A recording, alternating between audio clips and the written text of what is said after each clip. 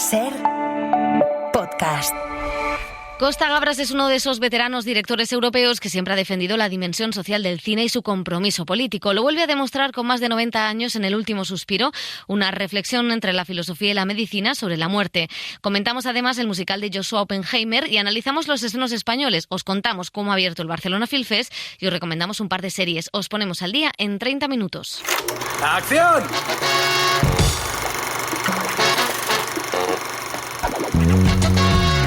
El cine en la Ser con Pepa Blanes.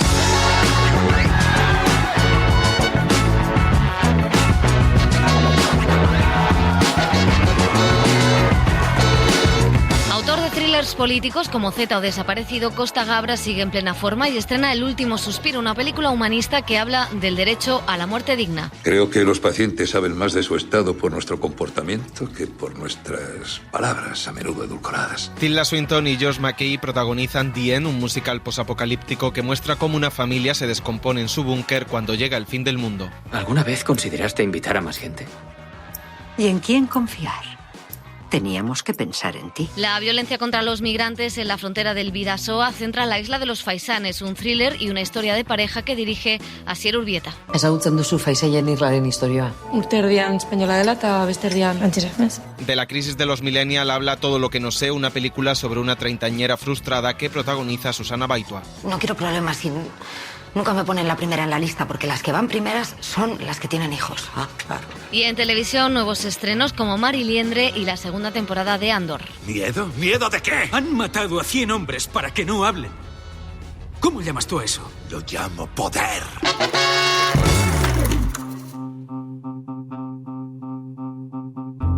A place in the city, a chair and a bed. I cover up all the mirrors, I can't see myself yet. I wear smoke like a wedding veil, make a meal I won't eat, step out into the street, alone in a sea. It comes over me, oh, I'm missing you. Yeah, I'm missing you.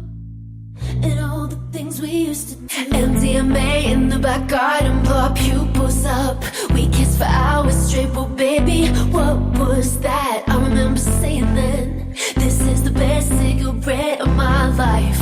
Well, I want you just like that. Hola, ¿qué tal? Bienvenidas, bienvenidos a El Cine en la Ser. Después del Me Too, las mujeres de la industria del cine han ido destapando todas aquellas violencias sufridas en los rodajes, en las salas de guión, en los castings, en las fiestas y también en los despachos. El caso Weinstein, que ahora vuelve a sentarse en el banquillo, permitió hablar de esa violencia sexual y laboral estructural en la sociedad que también afecta al cine. CIMA acaba de presentar el primer informe que recoge el impacto de los abusos y de las violencias sexuales que han dejado en el sector. José Manuel Romero, ¿qué tal? ¿Qué tal, Pepa? Un minucioso estudio cuantitativo y cualitativo revela que más de la mitad de las mujeres ha sufrido violencia sexual en el audiovisual español. Los datos muestran que esta violencia afecta a todas las partes del proceso y a todas las profesionales, desde actrices y directoras a técnicas y maquilladoras, y que hay un silencio sistémico que genera impunidad para los agresores. Nerea Barjola es la autora del informe. Una primera conclusión principal sería la naturalización y normalización de las violencias sexuales dentro de la industria del cine. Están integradas como parte del entorno laboral y esto hace que sea más difícil aún todavía identificarlas, ¿no? Se perciben como inevitables y además se asocian a una jerarquía y una precarización laboral junto con una cultura de la permisividad como factores claves, ¿no? Esto es muy importante porque es lo que permite toda la cultura de la impunidad. Más del 80% de las mujeres que ha sufrido violencia sexual se ha enfrentado a acoso verbal y de esas mujeres, el 49,5%, también se ha enfrentado a un acoso físico, un clima laboral que minimiza estas agresiones y el miedo de estas mujeres a las represalias ha provocado que el 92% de las mujeres no denuncie. Desde la Asociación de Mujeres Cineastas exigen a Cultura que invierta los fondos del Pacto de Estado y al Ministerio de Trabajo que impulse una formación especializada. Almudena Carracedo es la responsable de la Comisión de Violencias de CIMA. Estas violencias han estado sistemáticamente e históricamente invisibilizadas y esta investigación, como decimos, aporta por fin estos datos con voces de mujeres afectadas y un diagnóstico claro. Esto nos parece muy importante, poder aportar un diagnóstico sobre la situación para poder impulsar políticas transformadoras. Este informe es una de las noticias de la semana. El otro foco para el cine está en Barcelona, con uno de los festivales de esta primavera, después de Sant Jordi. Ya ha arrancado el Barcelona Film Fest. Ralph Fiennes recibirá el premio de honor y presentará su nueva película, donde interpreta nada menos que a Ulises en una curiosa versión de la Odisea de Umberto Pasolini, donde Juliette Binoche es Penélope. I am Odysseus' wife. Odysseus is dead. Not to me. There is no king. He sailed to Troy years ago. Took the best men with him. All year, suitors have been turning up, waiting for his widow to choose a new husband to be king. Scoundrels, they're just here for your wealth. También estará Richard Gere presentando nueva película y el debut de Tracy Lehman, Bob Treviño Likes It, protagonizada por la actriz Barbie Ferreira. Veremos también la adaptación de la novela de Milena Busquets, también esto pasará, y se podrá ver también Rush, la película protagonizada por Alec Baldwin, en cuyo rodaje murió por un disparo accidental la directora de fotografía, Hania Hucci. Y ahora sí, vamos con los estrenos de la semana. Empezamos por Costa Gabras. El director griego estrena una película sobre la muerte digna y los cuidados paliativos, una historia humanista y centrada en varios casos reales y en la forma en que la sanidad pública trató a estos enfermos terminales con dignidad y respeto. Gabras firma de nuevo un film político y humano. Et le vent du nord les emporte. Costa Gabras siempre tuvo claro que solo mediante el entretenimiento y la emoción el cine es capaz de llegar al espectador, de movilizarlo y de llevarlo a la acción. Porque ante todo, una película tiene que ser un espectáculo. Yo nunca lo olvido, no es un discurso político, no es un discurso religioso, es un espectáculo. Vamos al cine para tener emociones y luego con estas emociones hacemos algo. Eso es lo que he querido hacer, que las emociones lleguen al público y que se hable de este tema. Es así como este cineasta griego, que se refugió en Francia desde joven, ha construido una de las mejores filmografías del cine político, autoral, arriesgado y popular, desde Z, pasando por Missing hasta Arcadia. Por tanto, el culpable hay que buscarlo dentro del gobierno o más arriba aún en Palacio, cuyo jefe de guardia fue el actual general inspector de policía. Y como usted sabe que en Palacio no se hace nada sin un protector extranjero, habrá que... palabra más. Le inculpo por injuria al jefe del Estado y a la justicia. Ha hablado del golpe de Estado en Grecia, del genocidio de Pinochet en Chile, de la violencia empresarial y de la crisis económica que llevó a la Unión Europea a castigar y a hundir la economía griega. Gabras es político hasta la médula y eso es lo que refleja en El último suspiro, película que aborda un tema complejo como es la muerte digna. Los políticos no se atreven a tocar nada en este asunto, porque el problema es muy complicado y político. Corres el riesgo de oponerte a algunas religiones, a ir en contra de ciertos hábitos de la gente. Por eso vivimos en una situación complicada y muy mala. Desafortunadamente, muy a menudo no tienen las agallas para hacer lo correcto. Ese es el problema de nuestra sociedad y nuestra democracia. C'est ça le problème de notre société et de notre démocratie. Todo lo contrario de lo que él ha hecho en su vida artística, que la ha tomado como un desafío contra los poderosos, junto a sus amigos Jorge Semprún, que firmó alguno de sus mejores guiones, y el actor Yves Montand. Los tres fueron emblema de una generación que luchó contra las injusticias a través del cine. Es el único que queda con nosotros. Ahora, entre homenajes y biografías, quiere hablar de la muerte. En mi opinión, hay que prepararse y vivirlo con dignidad y que llegue lo más tarde posible. Es cierto que la sociedad actual tiene miles, millones de personas que no pueden valerse por sí mismas, que necesitan a otros. A veces oigo que eso es muy caro para la sociedad, pero hay que tener cuidado con ese tipo de discursos. Yo, de lo que intento hablar con la película, es de que cada uno de nosotros debe prepararse para este momento de partida. Digo partida porque es un viaje, aunque no se sabe bien a dónde vamos. Cada uno tiene su propia filosofía y sus creencias. En un momento donde el mundo ha separado en contra del pensamiento de los antiguos griegos, la filosofía y la ciencia, denostando la primera por su incapacidad de generar beneficios económicos, el director, siempre a contracorriente como decimos, las junta en esta película donde adapta el ensayo que escribieron un médico francés especializado en cuidados paliativos y un filósofo. Los escucho y me pregunto si no habrá un libro ahí. Un libro sobre moribundos sería puro voyerismo, sí. Es una idea, sí, pero espantaría a la gente, ¿no? Sobre el final de la vida. Con la experiencia de un profesional, y las reflexiones de un filósofo. Gabras trata de recrear el encuentro entre ambos, entre la ciencia y la filosofía, y cómo escribieron ese libro que está basado en varios casos reales. Esta mañana he invitado a Fabrice Toussaint. ¿Le interesa lo que hacemos? Prometo ser lo más discreto posible. En 20 años habrá más de 4 millones de personas que merecen una muerte digna. ¿Qué propone usted? Yo soy un observador. Yo observo e informo. Denis Podalid es el filósofo, Kat Merat el médico. Pasan consulta a casos muy distintos, como el de una mujer que quiere salir del hospital un fin de semana para comer ostras y beber vino blanco por última vez al lado del mar. También un señor que quiere estar con su perro, o el personaje de Charlotte Rampling, el de una mujer que pide morir cuanto antes. Yo entrego el alma encantada, pero dígame a quién. ¿Por qué iba a entregar usted algo que es suyo a alguien a quien no conoce de nada? Este no es de aquí, ¿verdad? No, es filósofo. Tenemos también a una mujer gitana, a la que interpreta Ángela Molina, que quiere que su familia no sepa nada de su estado terminal y se despide cantando una canción de Prévert. Creo que los pacientes saben más de su estado por nuestro comportamiento que por nuestras palabras, a menudo edulcoradas. Gracias.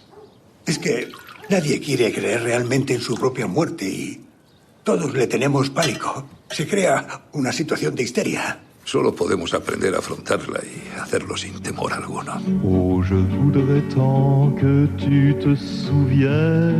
La película muestra lo doloroso que es para un enfermo terminal no tener todos los datos de su estado. También habla sobre el dolor, el miedo, la rabia y la soledad, y va más allá al hablar de la eutanasia.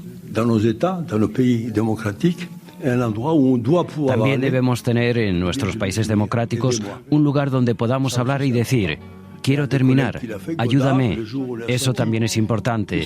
Lo hizo Godard el día en que sintió que ya era suficiente. Ese derecho también debe existir y no lo tenemos. Al contrario, lo que tenemos son a millones de personas que siguen viviendo de una manera muy imperturbable. Con una puesta en escena sobria, con diálogos llenos de significado, sitúa a los personajes en encuadres cerrados que resaltan la situación vulnerable que viven y las emociones que les invaden. Las emociones, de nuevo, como forma de fomentar el cambio político.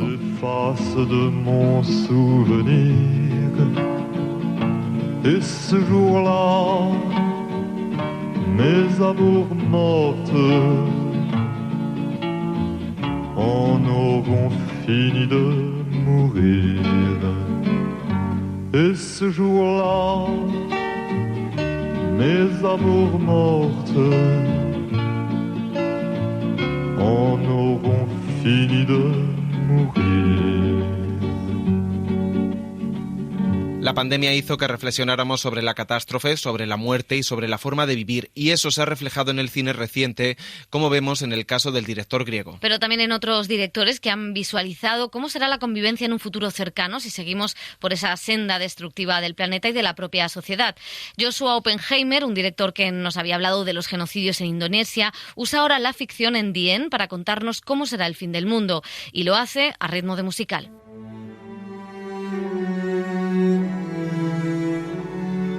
Joshua Oppenheimer, director americano afincado desde hace años en Dinamarca, ha hecho carrera en el documental, especialmente con dos trabajos impactantes y perturbadores, The Act of Killing y La mirada del silencio. Adanya nanti lagi neokomunisme, adanya ekstrem kiri. Dos películas en las que reconstruía el horror del genocidio en Indonesia a través de los testimonios de los criminales, una denuncia de la impunidad que comparte con su primera obra de ficción, The End. Aquí tienes una familia que prospera en la impunidad. Se dicen a sí mismos que están prosperando en la impunidad. De hecho, luchan por levantarse de la cama todas las mañanas y reconstruir la esperanza y la narrativa que justifica sus acciones. Al igual que el protagonista de The Act of Killing, luchaba todos los días por levantarse de la cama y decirse a sí mismo que lo que hizo fue heroico o justificable. Lo que yo hago es cuestionar durante el proceso de filmación esas narrativas. Con impunidad se construye una cultura de mentiras y autoengaño para justificar las propias acciones, y esa es una habilidad exclusivamente humana. Sabes que algo es falso, pero crees o te dices que es verdad. El director arriesga con un reverso del musical clásico para contar la destrucción de una familia en un mundo apocalíptico. Mamá, al principio, ¿alguna vez consideraste invitar a más gente? ¿Y en quién confiar? Teníamos que pensar en ti. Tilda Swinton, Michael Shannon y Josh McKay protagonizan esta historia ambientada 2 décadas después de una catástrofe medioambiental y donde una familia de ricos sobrevive en un lujoso búnker construido en una mina de sal. La primera vez que tuve ese tipo de revelación para hacer The End fue hace 8 años. Estos búnkeres de supervivencia de multimillonarios fueron algo que descubrí mientras investigaba para un documental, pero la idea de que tenía que ser un musical fue esencial desde el principio. Es lo que hace que sea una película sobre el engaño, sobre la negación. Es lo que hace que la película sea una especie de meditación sobre las falsas esperanzas y por lo tanto eso fue esencial para la visión desde el principio. El actor británico, cantera de esa nueva generación de intérpretes, es el hijo en mayúsculas, porque nació allí y no conoció el mundo exterior. Tu 9º cumpleaños, ¿te acuerdas? ¿Ese traje? Sí. Porque nunca se ha cuestionado esos privilegios. No sobrevivió nadie más. Hasta que llega una joven. O sea, de su familia o... No te pases de la raya. Hay cosas privadas. Y trastoca la apacible y falsa vida familiar.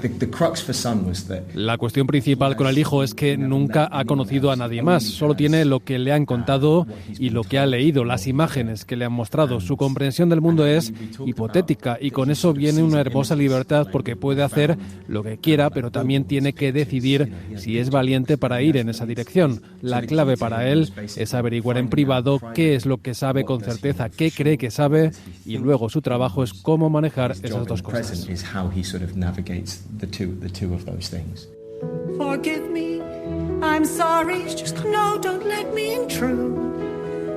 I just thought that you and I. No, you're busy and I'm busy. Si en The Act of Killing Oppenheimer hizo pasar a los asesinos, tratados como héroes en su país por situaciones extravagantes como secuencias de baile y dramatizaciones que imitaban el cine negro en un intento de desvelar su culpabilidad, ahora ridiculiza con las canciones a esta familia. Night blooming jasmine. Why'd you ever? Una familia rodeada de libros, cuadros, plantas y comida que solo dejaron entrar a ese búnker a unos cuantos conocidos como sirvientes. Parece que tiene un plan. ¿Un plan? No veo que... Tú no lo ves. El director muestra cómo se reproduce la manipulación, el poder y la desigualdad, cómo esta familia se ha construido su propia ficción para no renunciar al privilegio. Lo hace tirando de artificio y teatralidad y utilizando la música y los silencios. El cliché de esos musicales es que cuando la verdad para un personaje se hace demasiado grande, no la dice, tiene que cantarla. The End muestra una especie de imagen negativa de esos musicales. Tal vez sea un musical de la era oscura porque las canciones emergen a menudo de una crisis de duda. Cuando las narrativas e historias a las que se aferran los personajes comienzan a desmoronarse, hay momentos de duda en los que se quedan sin palabras. Y antes de que nos topemos con el muro del silencio, que es lo más veraz, los personajes encuentran con bastante desesperación una melodía, un estribillo, un himno nuevo, un poco de música. Las canciones y las coreografías permiten que el espectador explore de una manera emocional las conciencias de esos personajes que solo se salvan a sí mismos. Nada de eso es cierto. La mirada del director es así dura y pesimista. Nadie puede salir de la rueda del capitalismo y el patriarcado en esta extraña fábula, original y opresiva, que dinamita el musical como ese refugio feliz de otro tiempo. ¿Por qué no nos vamos de aquí? In the end, our perfect bright blue summer day, it all came true. The clouds just blew away. I'm here with you. Everyone I ever loved is here too. Sobre la convivencia y cerrar las puertas a aquellos que no son de los nuestros, habla otro estreno de esta semana, La isla de los Faisanes. Es un thriller sobre inmigración que cuenta la violencia que ejerce el Estado contra los migrantes que cruzan la frontera del Bidasoa, de España a Francia. Nos lo cuenta Elio Castro. La isla de los Faisanes es un pequeño islote en la desembocadura del río Bidasoa y cuya soberanía es compartida desde hace siglos entre Francia y España. España comparte con Francia la soberanía de esta isla, la isla de los Faisanes. Cada 6 meses hay una ceremonia militar para hacer el traspaso de soberanía entre las dos naciones. La isla de los Faisanes es sí una pequeña isla, pero que tiene mucha historia. Restauraron la isla de los Faisanes Isabel II, reina de las Españas, y Napoleón III, emperador de los franceses en el año... Allí, por ejemplo, se firmó el Tratado de Paz de los Pirineos en 1659 entre Francia y España, y también ha sido testigo de varios acuerdos matrimoniales entre estos dos reinos, Francia y España, como el que tuvo lugar entre Luisa Isabel de Orleans y el futuro Luis I de España, y que hemos visto en películas como Cambio de Reinas o ahora en la serie de televisión La vida breve. Esta es la isla de los Faisanes, y de este lado es terreno francés y del otro lado es suelo español. Dentro de esa carpita, en terreno neutral, haremos el intercambio. ¿Qué intercambio? De futuras reinas. Un islote que también ha aparecido en diversos cuadros de pintura y que ahora da título al primer largometraje que ha dirigido Asier Urbieta. Yo la verdad que conocía la historia de la isla de los Faisanes y me parecía una golosina para la ficción, porque es un lugar... pues muy curioso, ¿no? El condominio más pequeño del mundo, 6 meses es española, 6 francesa, y en nuestra película, además de ser un lugar real, pues es un lugar metafórico, ¿no? Porque a la hora de hablar de las fronteras, pues qué lugar más absurdo que la isla de los Faisanes, una isla muy pequeña, inhabitada, donde ni siquiera hay faisanes, y 2 países hegemónicos comparten la soberanía.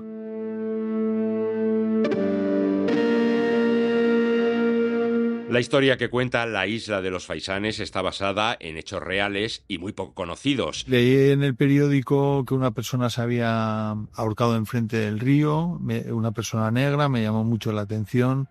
Empecé a documentarme y vi que no era un hecho aislado, que al final la frontera del Bidasoa se ha convertido en un lugar muy importante para la gente en tránsito desde África al norte de Europa. Y en este proceso de documentación otras 5 personas se ahogaron en el río y de ahí surge pues la necesidad de contar esta emergencia humanitaria que está ocurriendo ahora. La película cuenta como una pareja que pasea por el cauce del río ve a 2 emigrantes que se están ahogando.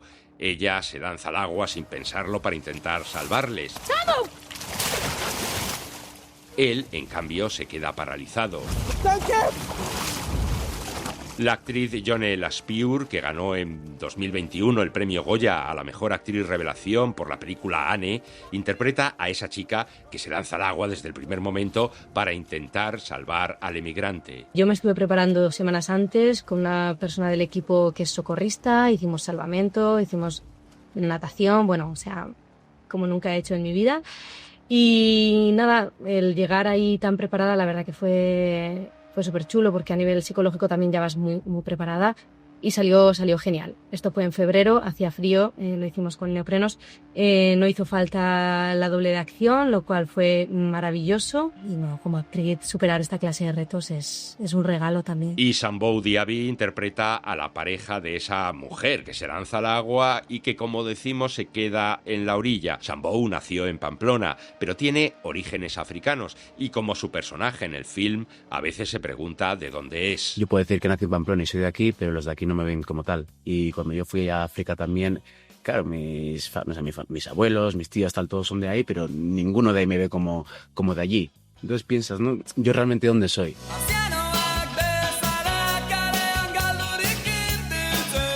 La isla de los Faisanes, según su director, Asier Urbieta, habla de cómo las fronteras son líneas trazadas por los hombres a lo largo de la historia y que generan pequeños y grandes dramas. Desgraciadamente, pues el tema de la migración está de actualidad en el Bidasoa, en el Mediterráneo, en Estados Unidos, en un montón de países. Una película rodada en euskera y en francés y que ahora llega a los cines. Por cierto, hasta el próximo 1 de agosto, la isla de los Faisanes está bajo soberanía española.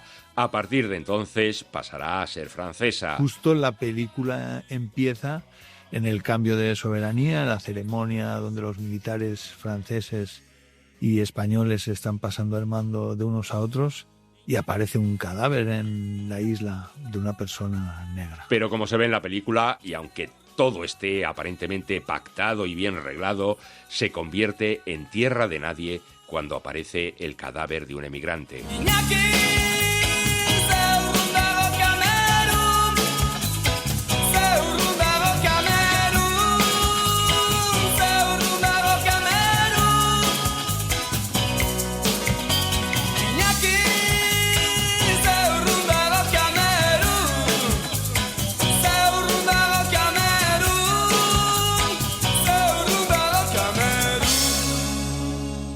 por último tenemos un debut, el de Ana Lambarri, que presentó en el pasado Festival de Málaga. Es la historia de una chica en plena crisis existencial en una película, Todo lo que no sé, que habla del egoísmo, de la crisis de una generación y que tiene a Susana Baitua al frente. Un reportaje de Joel Peña.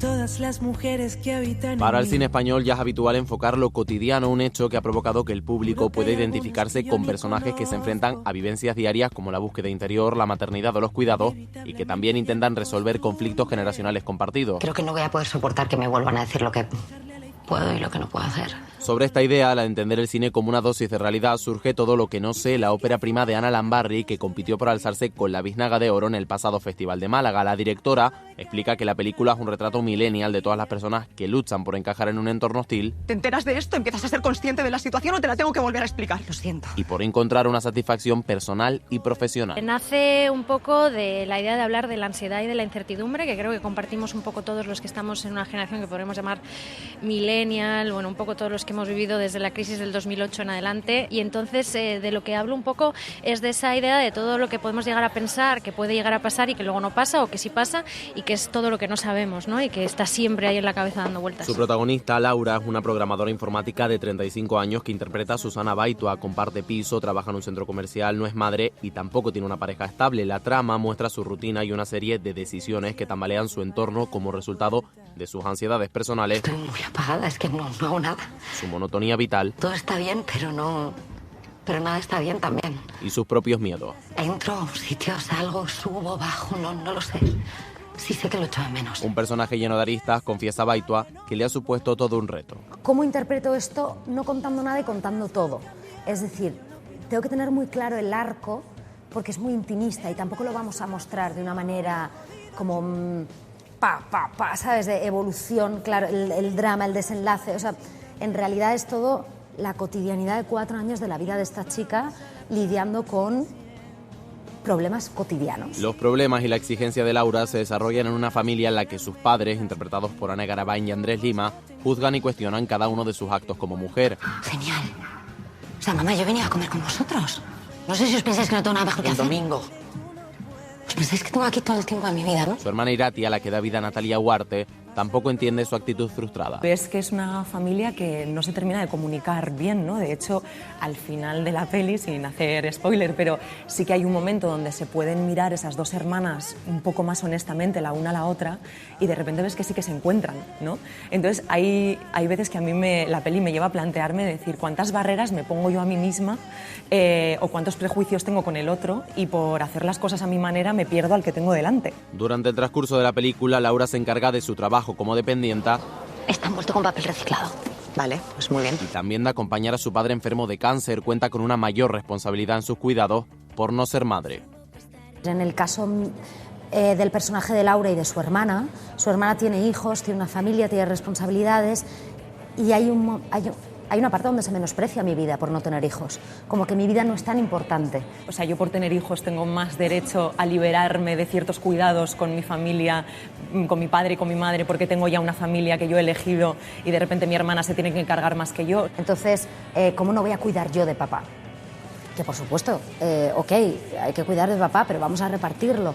Que yo haya elegido no tener hijos no quiere decir que mi vida no sea importante. Es una elección mía. Todo cambia cuando el encuentro con un antiguo compañero le lleva a retomar Havok, un proyecto informático personal. Quiero hacerlo yo. En el que se aferra para llenar sus carencias y conseguir el éxito en una profesión masculinizada. En el caso de las mujeres, entre los 35 y los 40 años, si decides no ser madre y no tienes pareja y decides no tener pareja, como es el caso de este personaje que en algún momento lo intenta pero no encuentra la forma, ¿qué te queda si no tienes un éxito laboral? Su nuevo trabajo le ocupa la mayor parte de su tiempo y lo oculta a su familia por miedo al fracaso. Esto resiente aún más su entorno. Entonces, lo que más quiero me está matando. Entonces, estás en un círculo. Entonces, ¿cómo vas a querer bien a la pareja? ¿Cómo vas a querer bien a tu hermana? ¿Cómo vas a querer bien? Y hay algo ahí de ese viaje de entender, que es el viaje de Laura, de entender que no tienes por qué dejar el trabajo, pero sí tienes que encontrar una relación sana con ese vínculo. Todo lo que no sé es una película que retrata la realidad de muchas mujeres de una misma generación. Es que no deja de ser alguien que creo que todas hemos podido pasar un momento así en la vida. Sin un detonante concreto, más allá de los problemas cotidianos. Es una película de búsqueda, de entender, de poner límites, de ser egoísta, de empatizar, de pedir perdón. Una historia personal y familiar que cuestiona los roles generacionales, la estructura social de la maternidad y las expectativas femeninas para reivindicar el autodescubrimiento y el derecho a equivocarnos.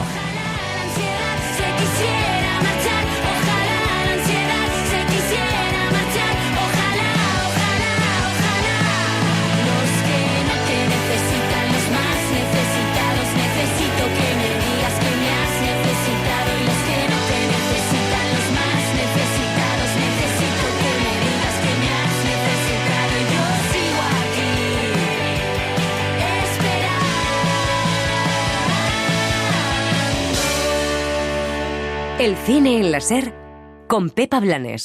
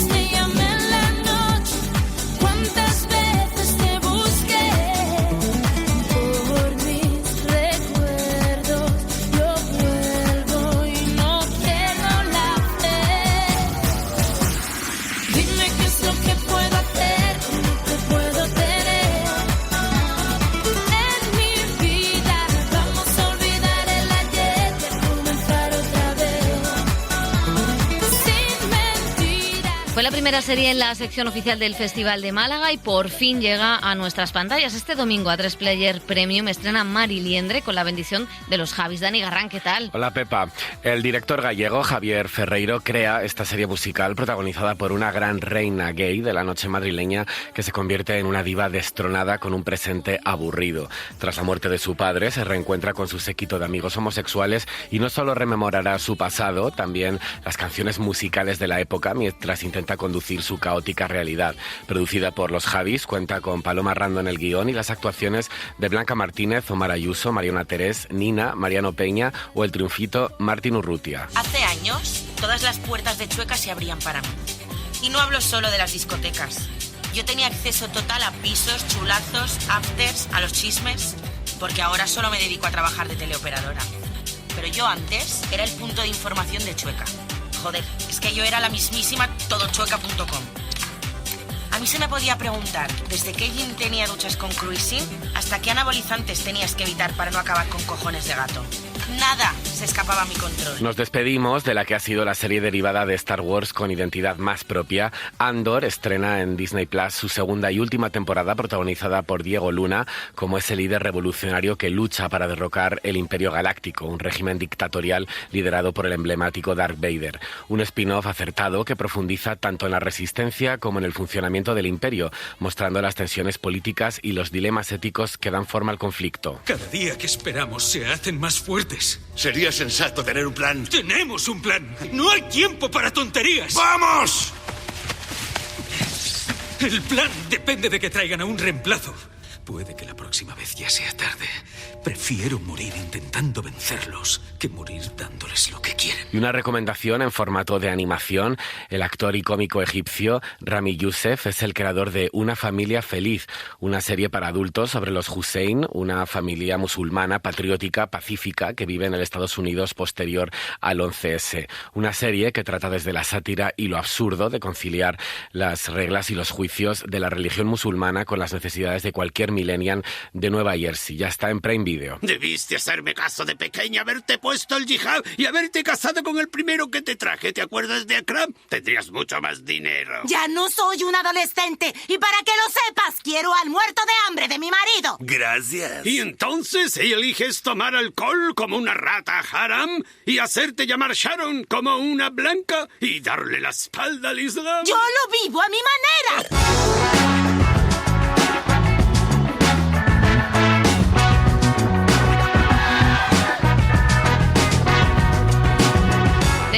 el cine en la SER con Desaparecido. Es una de las grandes películas de Costa Gabras. El director de 92 años sigue en activo y en plena forma. Con él y con este thriller sobre los crímenes del dictador Pinochet nos marchamos. Gracias Julia García, José Manuel Romero y Joel Peña. Y hasta la semana que viene. Adiós. Tienen todos los contactos. Yo soy un hombre de negocios, de mediana edad, de Nueva York, muy ocupado. Y sin embargo aquí estoy. Pueden haber matado a mi hijo. Tal vez fue torturado, tal vez... Oh, Dios mío, le golpearon tanto que lo retienen hasta que esté en condiciones de soltarlo. No lo sé, no me importa. No acudiré a la prensa. Redacten la clase de documento que quieran y yo lo firmaré. Disculparé a cualquiera, a todo el mundo, de todo. Solo pretendo recuperar a mi hijo. El cine en la SER con Pepa Blanes. Para no perderte ningún episodio, síguenos en la aplicación o la web de la SER, Podium Podcast o tu plataforma de audio favorita.